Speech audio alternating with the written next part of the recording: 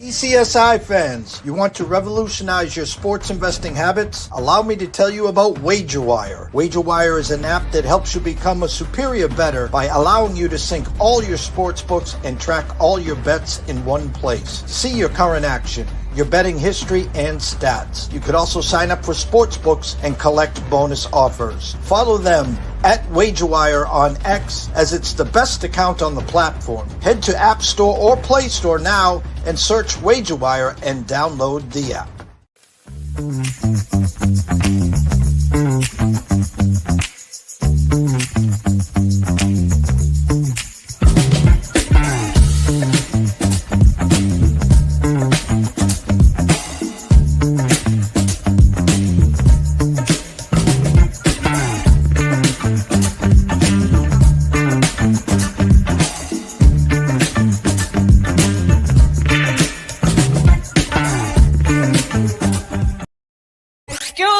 DJ. Hey, check this out. We got a great show coming your way.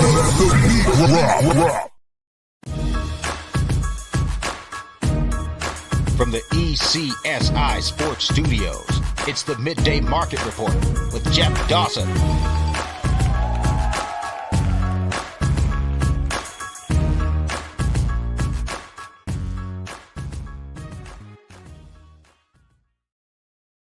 Good afternoon, sports fans from all around the globe. I am the host, Jeff Dawson, East Coast Sports Investors, and it's that time of the week. Good friend and colleague, live from LA, Mr. Ron Marmolevsky. Go follow him on X at Ron A Sports. We've been doing shows together for 4 years. Hopefully next year we'll make year number 5. The best in the business, not weeks, not months, not years, decades of data, and no one breaks down the NFL or NCAAF like Ron. So please go follow him.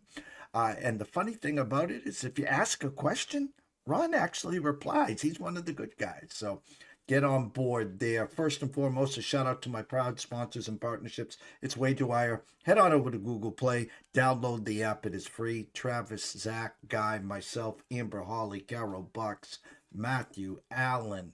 The list is endless. Come on board. Drew, Jacob. Join the community today at WagerWire. And I promise you, 2026 will be epic. And last but never least, Terry Smith, AtlantaSteaksAndSeafood.com. Yes, he's in Atlanta, and I'm in Cape Cod, Mass., but I got a package today from Terry. I got filet mignons, I got cowgirls, I got chicken. I cannot believe I am not just going to be eating well for the holidays. I'm going to be eating well for 2026 and beyond. Big shout out to Terry. Dry ice, that thing, there was more ice in there. I mean, it probably could have went to Canada and beyond over to wherever from there. So give him a look, AtlantaSteaksAndSeafood.com. So without further ado, let's bring him on, Mr. Ron Marmolevsky. Afternoon, Ron. Good afternoon and morning on the West Coast. How's everything today? Everything's good. We're at a balmy 43 degrees all week. We were 17, 18, 20 on Saturday night. Sunday, we got about 7 inches of snow. Now it's just a memory as there's only little piles here and there. We might even hit 50 tomorrow. So, we're blessed back here on the Cape. A lot to talk about. The bowl games. Let me start there. The bowl games aren't what they used to be. When you and I was growing up, when I was growing up, I had hair. It wasn't gray. When the bowl season came, Keith Jackson, Kurt Gowdy, January 1st, you had the Gator Bowl at 1. Prior to that, at 11 o'clock, you're watching the Rose Bowl parade. 5 o'clock, the granddaddy of them all, as Keith would say. And then at night was always the Sugar Bowl and then the Orange Bowl. And usually Nebraska was playing in that Orange Bowl. And I couldn't have been happier with Tom Osborne and the wishbone there. But times have changed. It's a money grab. The Mayo Bowl, the Tostito, the names are outrageous. And, excuse me, what has gotten worse now, 30 coaches coming and going. The transfer portal. Who's playing, who's not playing. And you look at a line 2 weeks ago, and then 20 people opted out, and the team's looking to see, who do we got to play? It's a popsicle headache. How do you do it?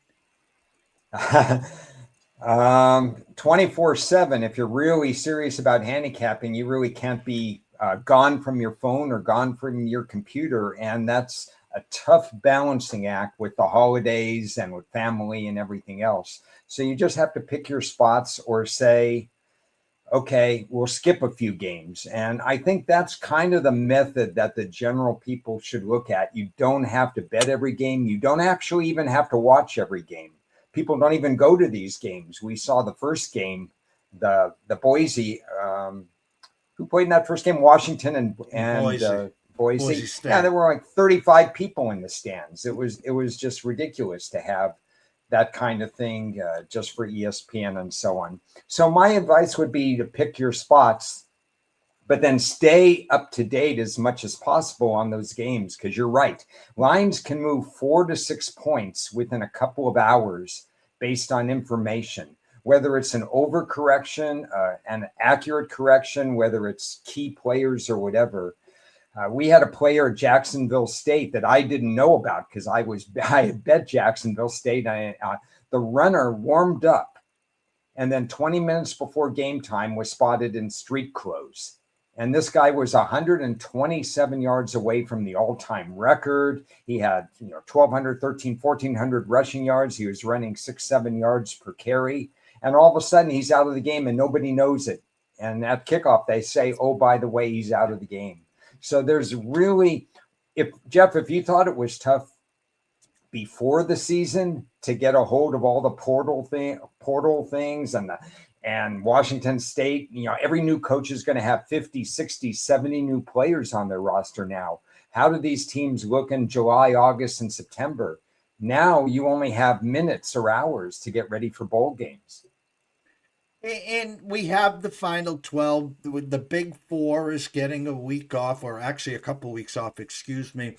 4 games kick off this weekend. The headliner tomorrow, the revenge spot for Alabama, Oklahoma. Great two-way action there. I've seen Alabama favored. We've now seen Oklahoma favored. And on Saturday, the marquee game, of course.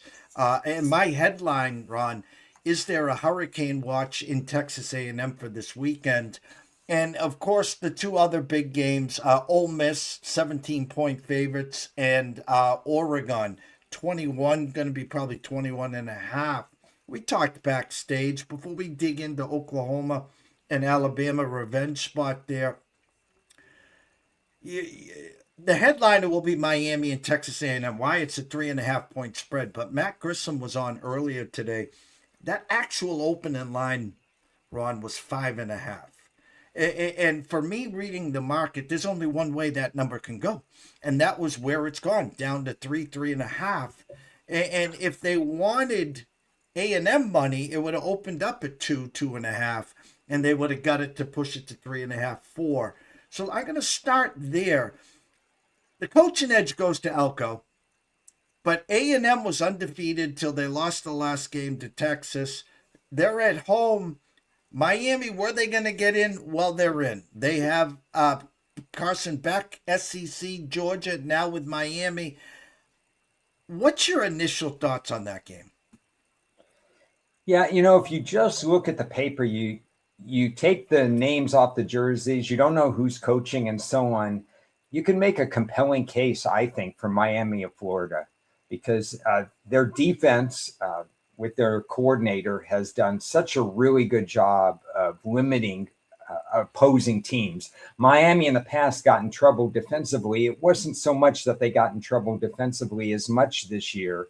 And Carson Beck, I'm not sure what everybody thinks of him. He's kind of flown under the radar as we talk about Mendoza, as we talk about Moore of Oregon, as we talk about the Ohio State quarterback and other quarterbacks. We've kind of forgotten about Carson Beck, who had a serious injury at the end of last year. I think he's played his way into the kind of quarterback, the old style quarterback that the NFL used to covet, that drop back kind of quarterback. Carson Beck is extremely accurate. He hasn't been error prone. He's put together quite a resume the last 3-4 weeks. And I think if you factor him into the equation, you're going to say, hey, wait a second. this team really has some good run-pass balance. They have a running back, Fletcher, not the most shifty running back, not the guy who, he's lighting it up for 250 yards, but he gets the tough yards. Reminds me of some of the old Miami of Florida running backs in the past that got the tough yards. And he also can catch out of the backfield. And I like that in a running back, especially in bowl season, when he can do more than just run the ball. So Miami is a very formidable team. And you were right about the coaching mismatch, because there is a coaching mismatch, and A&M wants to get that bad taste out of its mouth playing against Texas. They too have a good defense, but they didn't always display a great defense. They were in some shootouts, Jeff, during the year. And that kind of was warning signs that maybe this team wasn't really the third best team in the nation or the fourth best team in the nation. Really good team. And certainly I understand their favoritism. I have the power ratings exactly even. So home field advantage during regular season, home field advantage would be 3.5 points in general for me for college. I'm not sure in bowl season it's worth that much because people travel. There's different things going on there. It might be worth 2.5 or 3 points. So that initial line, like you were talking about, was a little too rich at 5.5. At 3.5 or more, you kind of feel that Miami's going to be in the game. And if they find a way to blow it, maybe they lose it by 2-3 points or something like that. But the other advantage for Miami is special teams. They have a better kicking unit too. So there's a lot of factors in my mind that point toward Miami of Florida. And in Matt's model, he actually has Miami a favorite and has them winning the game outright. And from a market perspective, again, just reading it, I think it's a pretty even game. I think it's going to come down to the fourth quarter. Who wins the turnover battle there? Really intrigued about that game. The other two games on Saturday, not as much. Two heavyweights. Lane Kiffin has left the building on to LSU. No problem. The team has kind of embraced it. 17-point favorites at last look. 17.5 everywhere but the Circa. 17 with a 56.5 against Tulane. Tulane can score. Don't know how much they'll be able to slow down Ole Miss, but thoughts on this game? Is this a game where the back door might be open, Ron? Yes, I'm reading my notes on this game, and one of the things that bothers me, because the committee does a lot of manipulation, in fact, too much manipulation. And here, they could have gently avoided a rematch, Tulane at Mississippi. I don't really like rematch. I mean, Alabama, Oklahoma is a rematch too. So we get these games. I understand when you have 12 teams and you have a whole bunch of teams in from one conference like the SEC, you're going to have rematches. But should you really have first round rematches? I'm not so keen on that. The line was 10 when Tulane went to Mississippi and Mississippi destroyed them. In fact, for me, it was slightly a surprising result because I thought at that time Mississippi's defense was not playing well and actually didn't play well for the first 5 or 6 games. And that Tulane went in with a chip in their shoulder that they could go there. I like their coach, Sumrall, who's leaving as well, but staying for this game. But Tulane was beaten pretty bad. And I think people remember that. They look at Mississippi, who is a better defensive team right now than they were before. And Tulane kind of let down a little bit down the stretch. Their quarterback, he came from BYU. He was suspended from BYU, Retzlaff. He comes in. He does a credible job running the offense at Mississippi, but he's not a game breaker in terms of tremendous accuracy or tremendous running, but he does the necessary things to keep his team in place in this game. The biggest question I have for this game is the Lane Kiffin factor. What is it? I know 4 coaches are still there. Are their hearts still there? Are they coaching because they want to see Mississippi do well because, it reflects well on them? But are they also thinking about what's going on at their next stop with Lane Kiffin? And Tulane, I think their staff, much like James Madison, we talked about it last week, where all these group of 5 teams are losing their head coaches because they perform so well. Tulane's coach stays, James Madison coach stays. They want, I think there's a bonding that's going on there that we've seen in past bowls where the coach stays and they bond. The bigger question is how good is Tulane?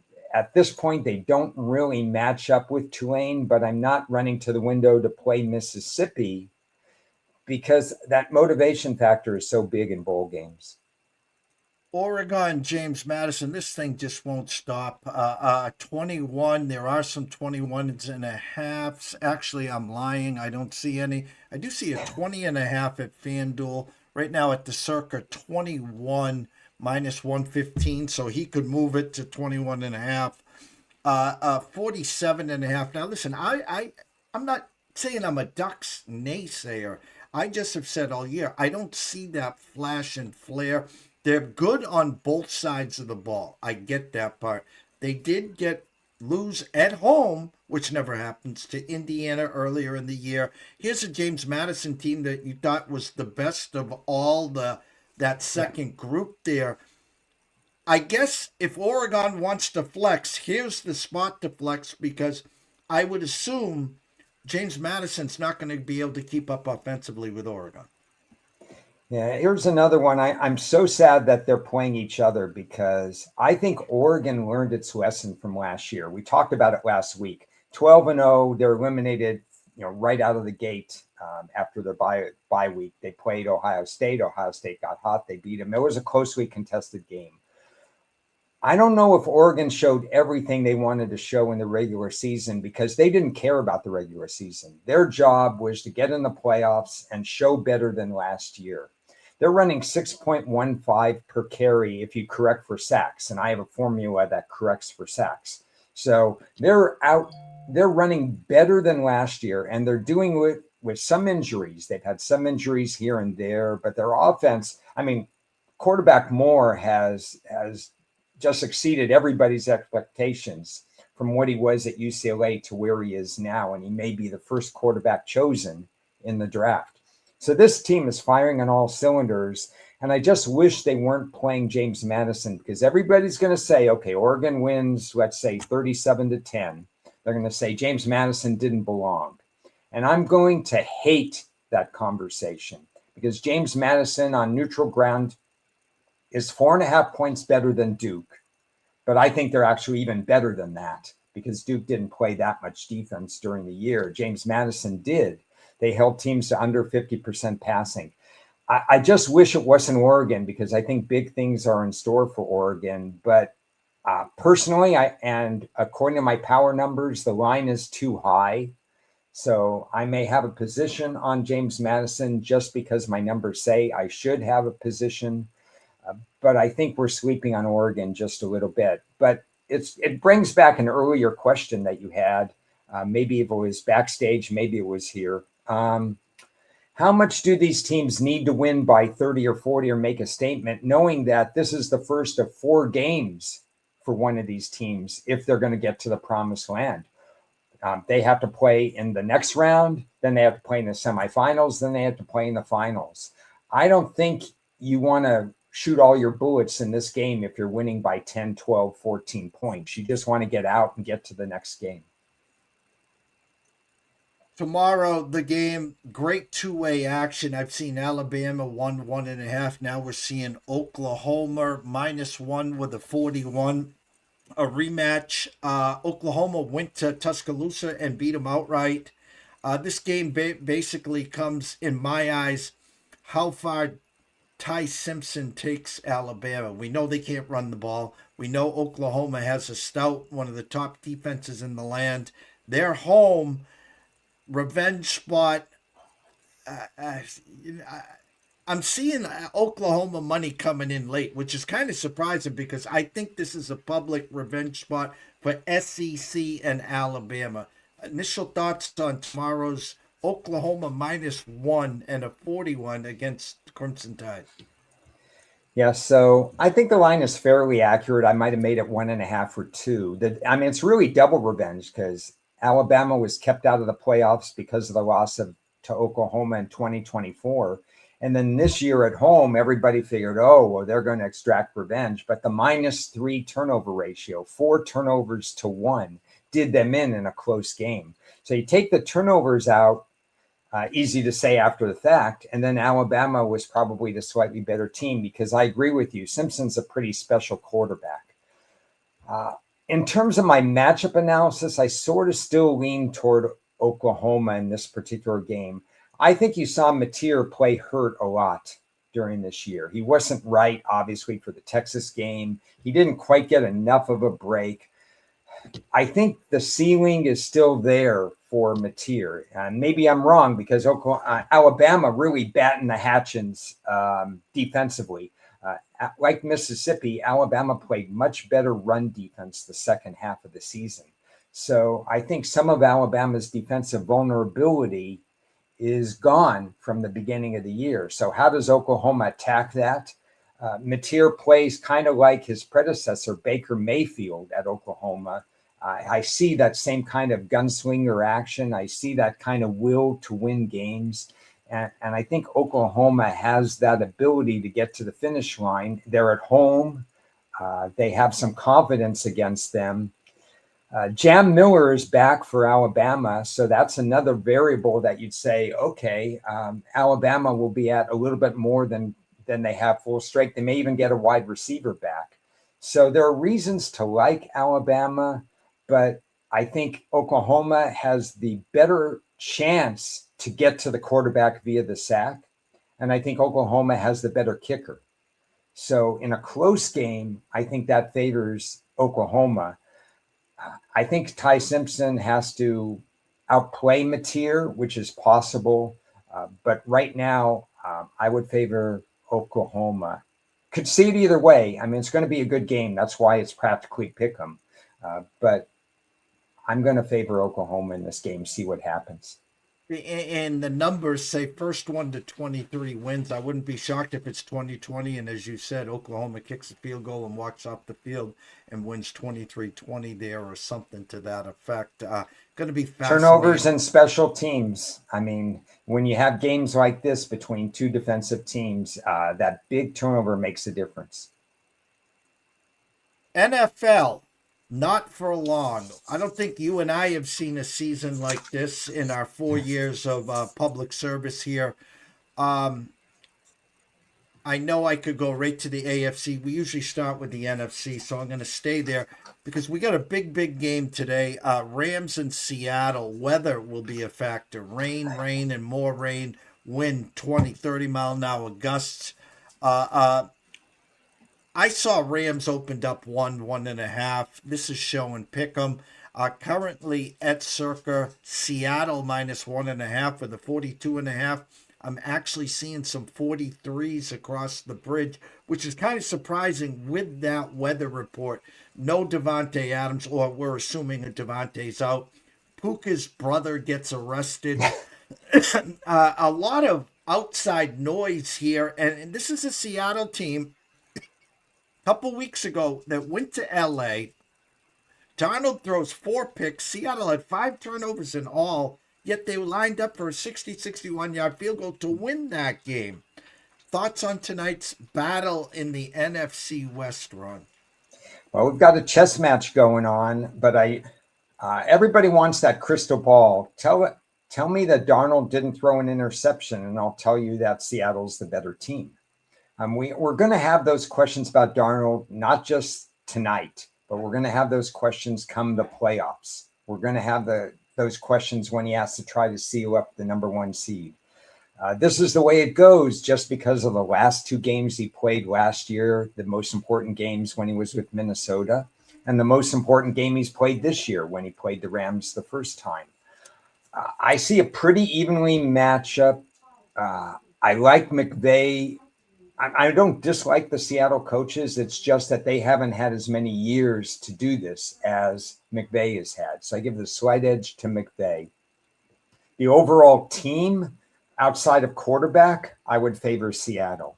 So this is a real chess match. The winner is probably going to end up with the number 1 seed, although that's not etched in stone because San Francisco, of all teams, has a say in that because they could control their own destiny depending on the outcome tonight. I don't see a personal edge in this game, so I'm going to be on the sidelines.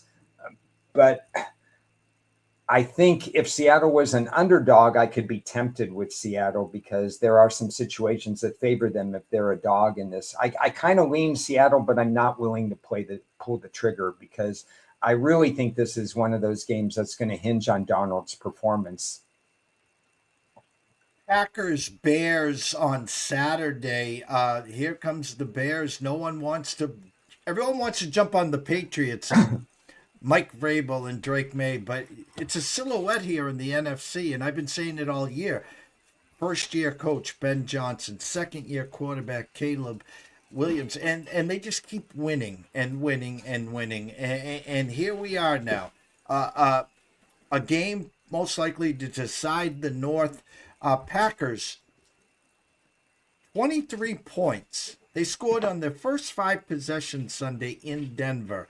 Of course, 3 field goals, 2 touchdowns, and we're driving. And then they decide to throw an interception.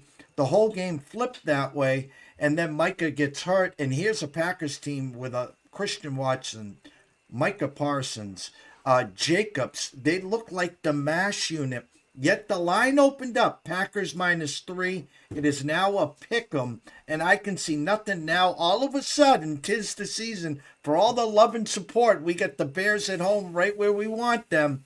Something smells here, Ron. Yeah, no, I understand that, but the Chicago team is different. Winning is contagious.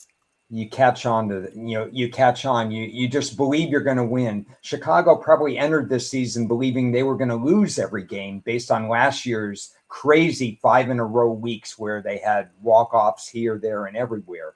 But Ben Johnson brought a different kind of attacking culture. He brought some confidence to them. So they believed they could win, even though their stat sheet was not very good the first 7-8 weeks. Well, it's improved the last couple of weeks. They belonged against Green Bay. That was a 7-point game that was really a toss-up game. Last week, in a potential letdown spot, they didn't let down at all against Cleveland. And you and I talked last week on how, thank goodness I didn't watch the game. I was watching Phillip Rivers. I was captivated by that game last week. But it was a step-out game. I fully expected Denver to beat Green Bay, so I'm not surprised at that result. So I'm not taking into the fact that they lost into the handicapping this week. Micah Parsons is gone. Bigger issue might be Watson because he was starting to actually make an impact in games where last year he was just another guy.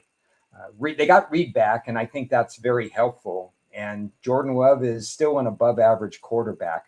But there's something about Chicago that says they're built for this moment. And if Green Bay wins, yes, they're probably going to win the division, which I would like. And they're probably going to reset themselves and so on. But what if Green Bay loses this game? Then we've got a whole different set of variables that even brings Detroit back into the picture. I slightly favor Chicago in this particular game. I think they have all the confidence. I think they can scheme open. And, Caleb Williams to make throws that hopefully he makes and doesn't miss. We're going to have a mixture of make and miss because he's not a finished product.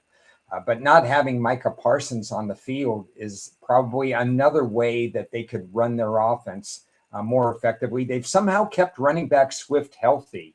And he's an 1,000-yard runner now this year that gives them the balance that Ben Johnson enjoyed when he was with Detroit. So I kind of like Chicago in this spot, and we'll see what happens. The one game I can't wrap my head around in the NFC is Tampa 3-point favorites at Carolina. And here's a Carolina team no one wanted to attach their horses to that has won at home against the Rams. 9-point underdogs. They beat Atlanta when Atlanta was playing good. Here's a Tampa team that's been leaking oil for a long, long time. And they match up in Week 18 in Tampa. The look-ahead line is 7 there.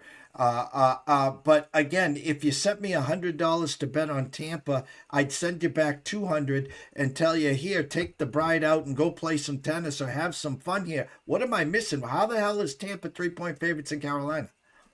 So this is where I like to say the handicapping for me is self-reflection. Where did I think these teams would be at this point? What were my touch points all the way through and see where it differs? So with Tampa, I'm obviously wrong. Not that I bet against, I've actually betting has been fine, but after week 11, after game 11, they had a 6-game stretch that I thought Tampa would go at least 5-1. I thought they would hit the all cylinders, that they were going to have it a little bit rougher at the beginning of the year and not have it rough now. And we've seen them really not play well at all. They haven't played like a playoff team whatsoever. So now you say, well, wait a second. Why, like you said, why are they 3-point favorites? And I did set this line at 1.5. Yeah. So I didn't have this line at 3 because based on my power ratings, Tampa shouldn't be a 3-point favorite. Then we switch over and I take a look, and this is what I encourage other people to do as well. Where did we feel Carolina would be at this point? Well, record-wise, 7-7 was probably more than we thought. But if you dig into their stat sheet, Carolina's playing like I thought they would. Their power rating is not very high. Their power ratings is if I look at my numbers, is probably the same as I opened them at the beginning of the year to where they are now. Bryce Young has had some really good games, but if you look at his entire body of work, Bryce Young looks like a below average quarterback. He's hitting 60%, which is not league average for a starting quarterback. You need to be hitting 63 to 65% for a league average starting quarterback. They're not putting up a lot of points in their games. There's a lot of things. They're winning, they're playing well, they're coaching well and stuff like that, but this is not a highly talented team. They're down in the mid-20s in my power ratings, maybe 25, 26 in my power ratings. So from a handicapping standpoint, now that I've talked about Tampa and Carolina, and I look at this game and this matchup, we know Tampa has won at Carolina in the past. They're capable of doing it. Having a 3-point line, even though my line is 1.5, says, okay, I lean Carolina because I'm not going to lay Tampa at 3 points. But I can't make a compelling case for Carolina without the hook. I could probably make a case 3.5 because I could see. You look at NFC South games, I've said this to other people. If you took 3 points on every NFC South game head to head, you're going to be making money. You're going to be affording those steak dinners and stuff like that. So I would take 3.5, but I think because Tampa has played well at Carolina and because Carolina is not a complete team, I'd rather stay on the sidelines for the game. AFC, we could talk for 2 hours on the AFC alone. The rain is over in Kansas City, and it came crashing down. Got out early against the Chargers and did what they've done all year. They just couldn't move the ball. They couldn't score. Then fourth quarter, Mahomes tears ACL. Lord knows when he's going to come back. Officially eliminated. Thoughts on Kansas City? Boy, this is new ground for Kansas City, isn't it? 2012, their last losing year. They had 3 straight second-place finishes, which meant that every game mattered, week 16, 17, and 18. And they've had 9 straight divisional title games. And if the game didn't matter week 18, it was because they already clinched the seed, and then they didn't play. So they're in a position, week 16, that they haven't been in a long, long time. And I don't know what their motivation is going to be or how they're going to play the game. And, of course, without Mahomes now.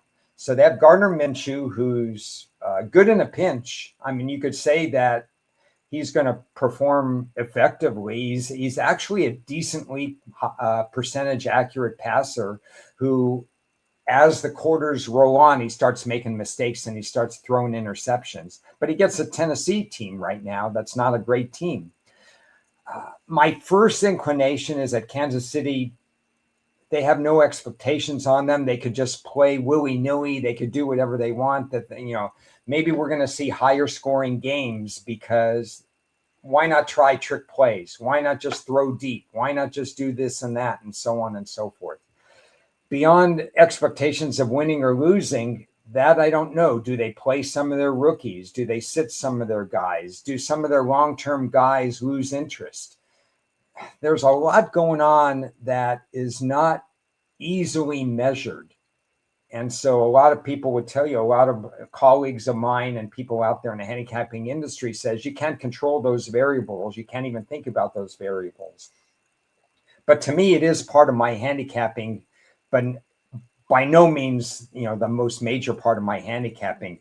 My first inclination is just to say no holes barred. There's going to be some high scoring, maybe it's high scoring or whatever. But as far as how Kansas City reacts, I just don't know. Don't know when he's coming back. When you tear something like that in week 16, it's good. Already had surgery. He's gonna, maybe health wise actually get a little of that man bod back instead of the Friday Night Lights look.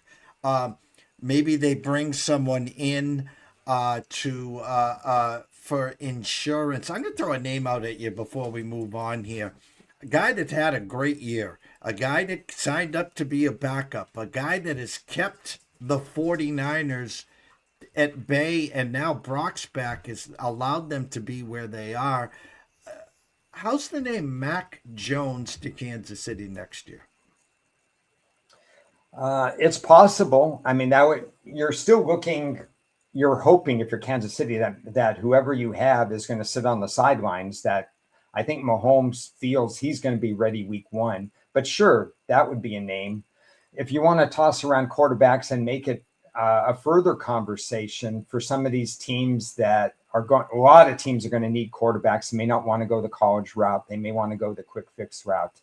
Jimmy G has been sitting in Ramland for a while. And he's been a winner. He's been a decent quarterback. He's a smart quarterback. He's played under the tutelage of some pretty good guys. He's played under Brady and under Shanahan and so on. He'd be a guy I'd look at as well as somebody who could even be a partially starter. Now, if I'm the Rams, I'm holding on to him to the last minute because I need to know whether Stafford's coming back or not coming back. But there's a name. But yeah, the name you gave me, he's played himself into that conversation and he's learned some good habits in San Francisco, just the same way Darnold learned some good habits in other quarterbacks. So why not? Yeah, and the fact he started in the AFC, and no one, I never, or anyone else would have brought his name up, but he played real damn well when Purdy wasn't around, and really has allowed. I'm not saying he'll be the next coming to Sam Darnold, but we can use that as a thought process. And the idea is not to rush Mahomes back. If you needed 4 or 6 weeks out of Mac Jones, again, under Andy Reid's tutelage, hey, just do what you did in San Francisco. Don't make mistakes. We got the weapons, and then you're just a holding spot till Patrick comes back. And I want to add to what you said, because what you said is very important, is that they didn't have to rush Purdy back because of the way Mac played. And if he doesn't play that way, I bet they do move Purdy in a week or two too soon in there. So if San Francisco is going to make the playoffs and maybe even contend, if not for the 5th or 6th seed, maybe even the number 1 seed, if they run the table and everything goes well, give an assist to the backup quarterback because his play allowed Purdy to heal. 100%. Let's go on to Foxborough because it was funny. 21-0 Pats. Portnoy comes on to the big stage.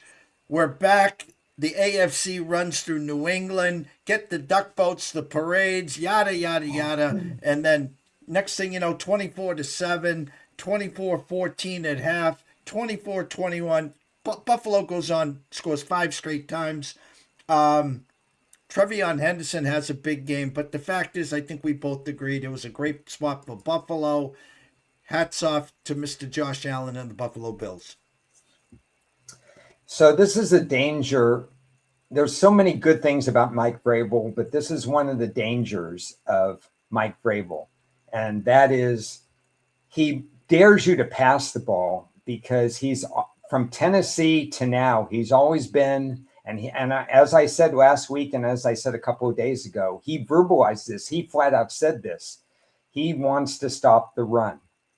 And once he did that and they got out to the big lead, it forced Buffalo to pass. Eventually, they went back to James Cook, which was a good thing for their run-pass balance. But I don't know that you want to force a Patrick Mahomes or a Josh Allen or a Joe Burrow to pass, because that's still you can't fix everything in one day. And New England still would like to get a little tougher against the pass. They're allowing 2 out of every 3 passes to be complete. So because of that, I think that it enabled Josh Allen to get hot and to get back into it. But then New England took the lead again, but then they couldn't stop him at the end. I think this is more about Buffalo saying we're not dead yet. And New England's I think they're exceeding expectations this year. Maybe Buffalo's still the slightly better team. New England was never in my top 7, 8, 9, 10 power rating numbers anyway. Even during this streak, they weren't in the top 5 or 6 for sure. So we know their level now, playoff team. I did 6 weeks ago, 13-4. I said off the bye that they would lose to the Bills, and then they would go and lose Sunday night to the Ravens, and then go to New York Jets and win and host Miami and win 13-4. Is it a 1 seed, 2 seed, 3 seed, yada, yada, yada. Insert the Ravens. I don't know if the listening audience knows or if you know, I did see this. If the Ravens beat the Patriots and the Steelers lose Sunday at the Lions, week 17 to both the Steelers and Ravens is irrelevant. It will all come down to week 18 when the Steelers host the Ravens, win and in, lose and go golfing. Something's wrong with Lamar. Listen, 24-0. Defense has played great since Lamar came back.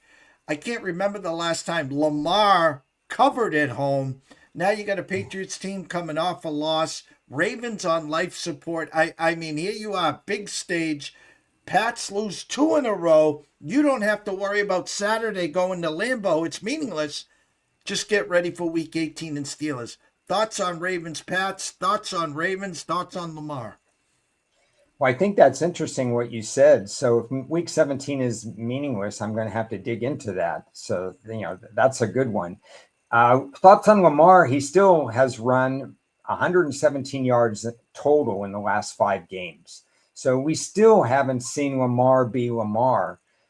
He's not fully healed until he actually has one of those 11 for 75 rushing days. And he's doing that, put the ball in the belly of Derrick Henry and then take it out and run on second down as opposed to third when if he has to make a play, he'll make a play. Until we see that Lamar Jackson, I'm just going to believe that part of their offense is still missing.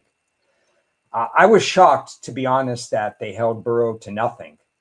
I know their point defense had been better the last 4 or 5 weeks, but I still didn't see it metrically that they were stopping the pass as well as to be able to shut Joe Burrow down as much as they did. So my thoughts on Buffalo has escalated a little bit. I think they're a playoff team. My thoughts on Baltimore, I'm still not convinced that if we take the name off the jersey and we don't realize that it's Baltimore, that they're really a true playoff team. I mean, in the end, if they do win that week 18 against, that game against Pittsburgh and they enter the playoffs again, they're going to be formidable. And yes, my power rating is higher than New England. And yes, the odds make sense. But I still need to see a little bit more from this team overall. I'm not quite buying into them yet. And I think this is a fascinating game. I have indicators that like New England, and I have indicators that like Baltimore. So unfortunately, I don't have an edge in this particular game. So I wouldn't be surprised if they won or lost. Last question. No Burrow, no Mahomes, Lamar on life support. Yes, currently, Denver holds the number 1 spot. The Chargers with Herbert, the Patriots with May. The wild card of all wild cards, this Houston Texans team is cooking with Crisco. But my question to you, Josh Allen, if there was ever a year that this guy was going to find a way, now their defense is not as good as it's been. They don't have any premier wide receivers. It's Josh Allen, jump everyone on my back, James Cook. Is it finally going to be the year for the Bills? I mean, it's now or never, isn't it? Around this time of year, I look at Super Bowl profiles, what teams fit the long-standing profiles and what do not. Now, some of those profiles have, because of this RPO and the short passes and this and that and whatever, it skews the data a little bit, so I don't have that perfect data that I used to have. The last perfect one was when the Rams lost to New England in the Super Bowl. That was a perfect handicap.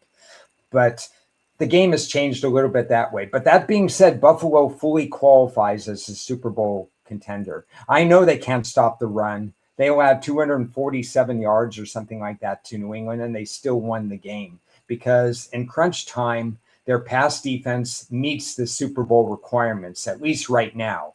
You have to wait till 18 games have been played. But as of 15 games, Buffalo, if they're in, now they're going to probably be a wild card. If somehow they become, they host the first week of the playoffs, that changes everything. Then Buffalo becomes, I think, the favorite.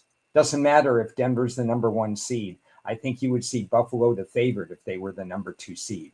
Now, if Buffalo's a wild card, they're going to be a trendy pick, but they're going to have to win an extra game and they're going to have to play a lot of road games. So that makes it a little tricky. But I don't think anybody wants to play Buffalo. I don't think any offense wants to play Houston. They're going to have to play defense against Stroud and win that way because Houston's still a little bit too much one-dimensional. The running game is average.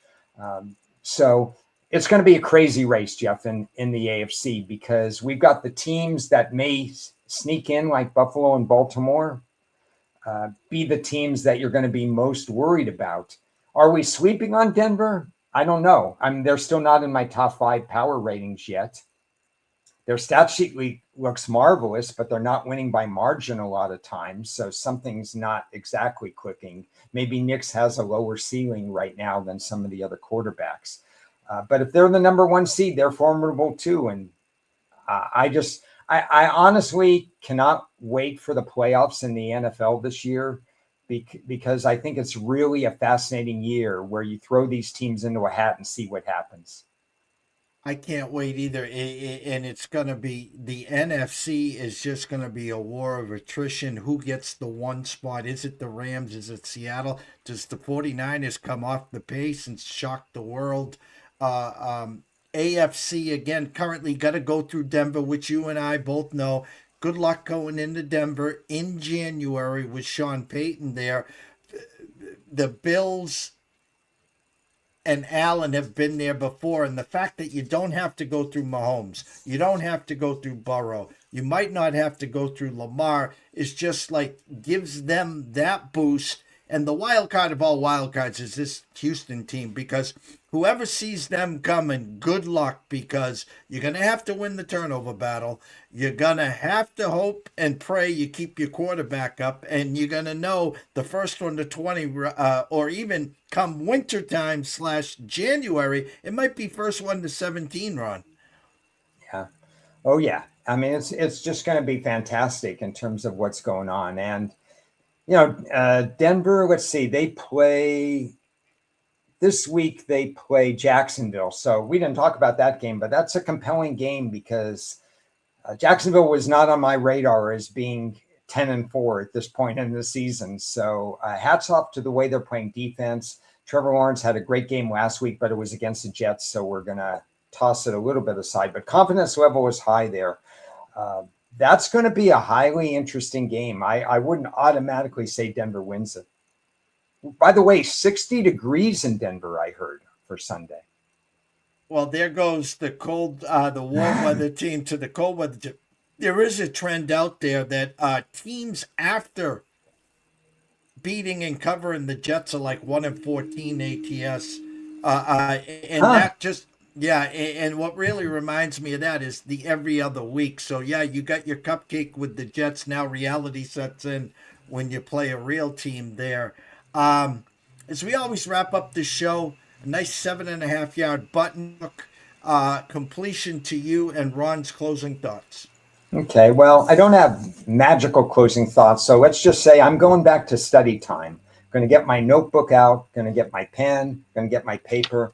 Monday Night Football, I need to know, and again, I would say to handicappers out there, people interested in football, this very thing. If you're unsure, if you're thinking, wow, I don't really know that team, how many of us know all 32 teams the way we'd like to know them? I think you're missing the boat if you think you know every team perfectly.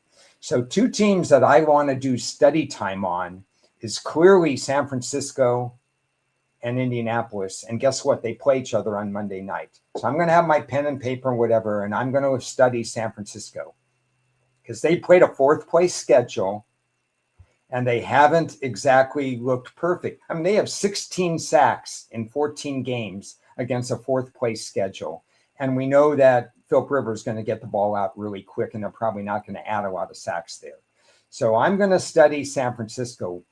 Why is McCaffrey not running for more than 3.5 yards per carry?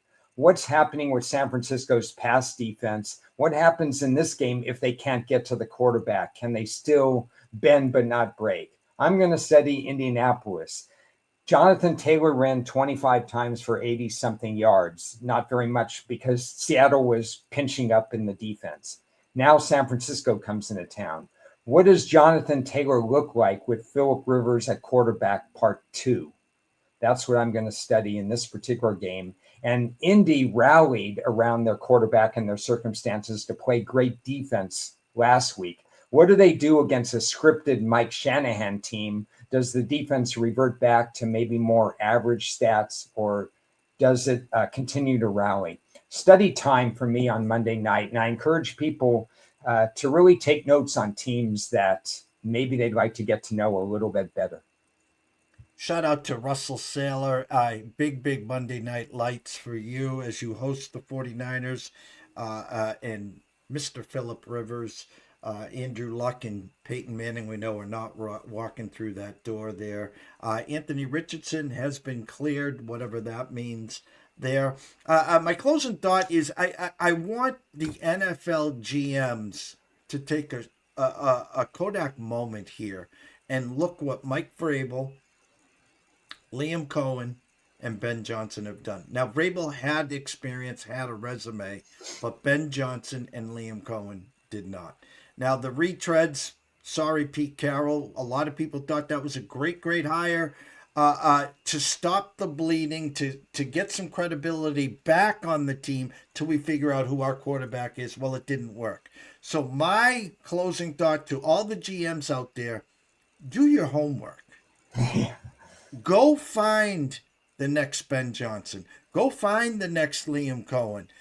I don't want to say go find Mike Vrabel because I knew that. It's as easy as someone wants to get lazy and say, well, Mike McCarthy's out there. Look what he did. He won 3 straight years, 12 games in Dallas. Therefore, insert Mike McCarthy and I'm going to win 12 games. It doesn't work that way.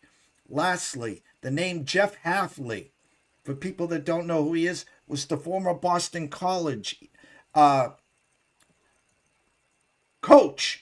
And then wanted to go to the NFL. That's his dream. He's now the defensive coordinator for the Green Bay Packers. And I'll just say this here at 12:18, 2:06 p.m., Jeff Hafley will be your next head coach of the New York Giants. And it's not Bill Parcells. It's not Bill Belichick. It's not all these big names. It's a young guy who now will have to go and find the OC. Because if you hire a defensive coordinator as your head coach in today's NFL, you need to find the OC. Next week, Ron is off. It's the holiday season, always family first here at ECSI. I'm going to try to bring Ron on the following Tuesday so we can get caught up with the New Year's Eve and New Year's Day bowl games. I want to shout out to Russell Saylor, everyone else watching and listening. Happy holidays to everyone here. Embrace the chaos. Remember, be the giver, not the receiver. Have some fun. It only comes once a year, and be grateful. Lots of times we only see our families this time of year. You don't know what everyone's going through, so have some fun here. So myself, Jeff Dawson at EC Sports Invest, the one and only Ron Momorlewski at Ron A Sports. We wish everyone a blessed day. Enjoy yourselves and stay tuned.